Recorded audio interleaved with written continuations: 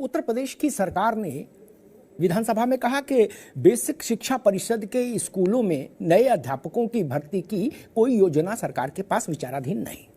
अगर आपको सालों साल भर्ती नहीं करनी, इतने ज्यादा अध्यापक हो गए हैं स्कूलों में, तो कम से कम ये बीएड, बीटीसी, टीईटी, डीएलएड, ये सब चीजें जो है ये तो बंद कर दो।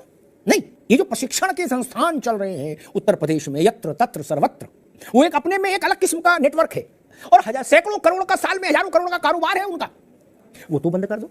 गरीब अपना खेत बेच के ट्रेनिंग तो ना करे भाई। बीटीसी, बीएड ये करे ही क्यों आदमी डीएलएड, जब उसको पता है कि भर्ती होनी नहीं, अनुपात जो है वो समानुपात है। कोई दूसरा काम करेगा, दूसरी जगह पैसा लगाए, अपना पैसा लगाए, और नहीं लगाए तो उस पैसे से कोई दुकान खोल लेगा नौजवान। नहीं, आप पहले बीएड कराइए, बीटीसी कराइए, टीईटी कराइए, दिस कराइए, दैट कराइए, और उसके बाद वो लक्ष्मण मेला मैदान में धरना दे। जैसे अगर ये तय हो कि स्टेशन पर आज पूरे दिन कोई ट्रेन नहीं आएगी, मालगाड़ी भी नहीं आएगी, रेलगाड़ी छोड़ो, तो फिर उस दिन की टिकट तो मत बांटो। टिकट क्यों बांट रहे हैं? कह दीजिए टिकट भी नहीं आज उपलब्ध है, गाड़ी है नहीं, यात्रियों को टिकट बेच दी, वो अंदर आ जाएंगे स्टेशन पर, तब क्या दृश्य बनेगा? और क्या फिर ये आक्रोश का कारण नहीं बनेगा? ये बड़ा प्रश्न है। ये जिस ढंग के जितने प्रशिक्षण संस्थान है ना उत्तर प्रदेश में, उनमें से अधिकांश अगर आप देखेंगे ग्रास रूट लेवल पर जाकर, तो आप पाएंगे वो राजनीतिक लोगों के संरक्षण में ही फले फूले। उनका एक अलग गोरख धंधा है, पूरी एक किताब उपन्यास उन पर लिख जाए जो यहाँ कारोबार है। ये तो बंद कर दीजिए स्थायी तौर पर। नहीं, 5 साल अगर आपको लगता है कि अब अध्यापक की जरूरत नहीं, 5 साल बंद कर दीजिए। मुझसे युवाओं ने पूछा कि यह भी अमिताभ जी पूछा जाना चाहिए कि 2019 से भर्ती नहीं आई, नहीं कोई, और 19 से 23 तक अध्यापक जो सेवानिवृत्त हुए उनकी भरपाई कैसे हुई? सवाल है, इसका ईमानदारी से उत्तर आना चाहिए शासन की ओर से। बंद कर दो इन स्कूलों को, टेम्परेरी नोटिस लगा दो कि भाई 5 साल बंद रहेंगे। क्या कम से कम घर मकान बेच के जो आदमी ट्रेनिंग कर रहा है उससे तो बचेगा, जब उसको धरना ही देना है लक्ष्मण मेला मैदान में बाद में। राकेश जी। सर, सबसे पहले आपका बहुत बहुत धन्यवाद, आपने इस मुद्दे को अपने चैनल के माध्यम से उठाने का प्रयास किया।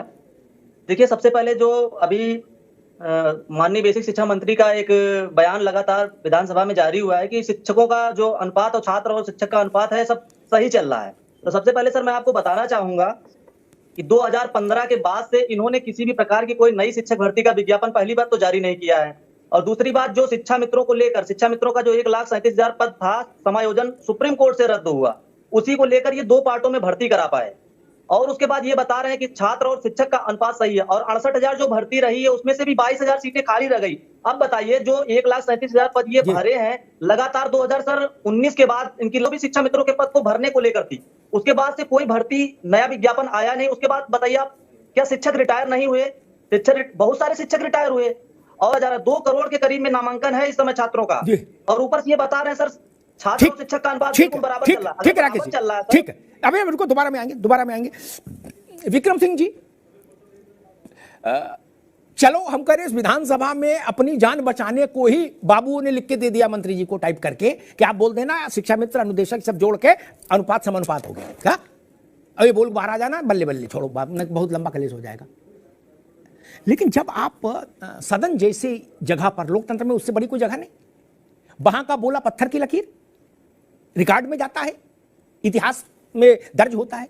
आप कह रहे हो कि भाई इनको जोड़कर हमारे पास पीटीआर पूरा है, तो कुछ मानदेय भी ठीक हो जाए। नहीं, तनख्वाह में का शब्द मैंने इसीलिए इस्तेमाल आप लोगों के लिए नहीं किया, लेकिन मानदेय तो दे सकते हैं संदीप बाबू। नहीं, अभी कितना मिल रहा है अनुदेशक को विक्रम सिंह जी?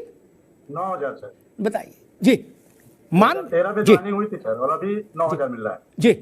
और सर हम उनके इस बयान का स्वागत करते हैं जी, लेकिन स्वागत हम करते हैं, लेकिन सर हमें, यदि आप शिक्षक मान रहे हैं तो हमें उसका जो सम्मानजनक है वो भी आप नहीं दे रहे हैं।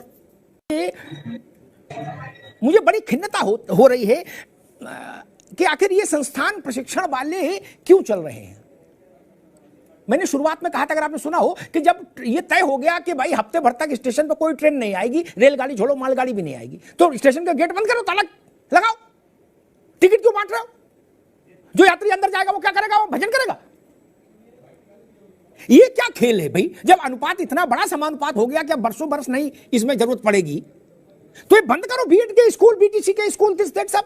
रजत, नहीं, इसमें भी पैसा जा रहा है ना युवा का। सर प्रथम सर आपका बहुत बहुत आभार, जो आप लगातार मुद्दा उठा करके हम सबका मुद्दे को जीवंत करते रहते हैं। और आते हैं अपने पॉइंट पर सर, कि जो आपने कहा कि जिस प्रकार से शिक्षक भर्ती ये नहीं दे रहे हैं, ये बताते रहते हैं कि अनुपात समानुपात की जो पहली है ये तो कभी सुलझेगी नहीं, क्योंकि इससे पहले जो पूर्व शिक्षा मंत्री जी थे सतीश द्विवेदी जी, वो भी ये पहली कम से कम अपने कार्यकाल में लगातार बताते रहते थे कि जो हमारा अनुपात समानुपात है ये बराबर है। उनका तो सब प्लस में भी रहता था, लेकिन उस समय लगातार हम सबके द्वारा मुद्दा उठाए जाने पर उनकी ये पहली फेल हुई और अंततः उन्होंने ये चीज का आदेश भी दिया था और लिखित आश्वासन भी दिया था कि अगली भर्ती 17,000 के विज्ञापन पर करेंगे।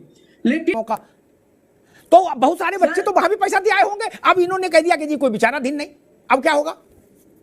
सर जिस प्रकार से जो है बच्चे भर्ती का जो जिस प्रकार बच्चों का उद्दीपक भर्ती है, उसी प्रकार से कोचिंग संस्थानों का उद्दीपक हम सब बच्चे हैं, क्योंकि जब तक उनके कोचिंग संस्थान में हम सब जैसे छात्र पढ़ने नहीं जाएंगे उनकी रोजी रोटी कैसे चलेगी। उसी प्रकार वो सब सबने दिखा करके कि आओ पहले पाओ, जिस प्रकार से कोई बहुत सारी कोचिंग संस्थाएं बताती रहती है भर्ती आ रही है तो पढ़िए, क्योंकि भाई उन्हें भी तो अपना घर परिवार चलाना है, हमको भी तो नौकरी लेकर के अपने घर परिवार को देखना। उसी प्रकार से अगर ऐसा झूठा अफवाहें ना फैलाए तो बच्चे कहां पढ़ने जाएंगे। ठीक रजत बाबू, ठीक है, 20-20 लाख बच्चा टीटी पास करके निकल जाता है, ठीक, बहुत उदार हो जाएंगे तो 40,000, 50,000, 60,000 भर्ती कर देंगे, बहुत हो जाएंगे तो उसका भी डंका 5 साल बजाओगे क्या? फिर 5 साल सांस नहीं लोगे कोई भर्ती की क्या? ये 20-20 लाख क्यों, कहां से आ रहे, क्यों नहीं इस पर प्रतिबंधन रोक लगता है? अगर ट्रेन में 100 आदमी बैठ सकते हैं तो हट रहे हैं, वो 9,900 क्या करेंगे? भगवान का भजन करेंगे स्टेशन पे?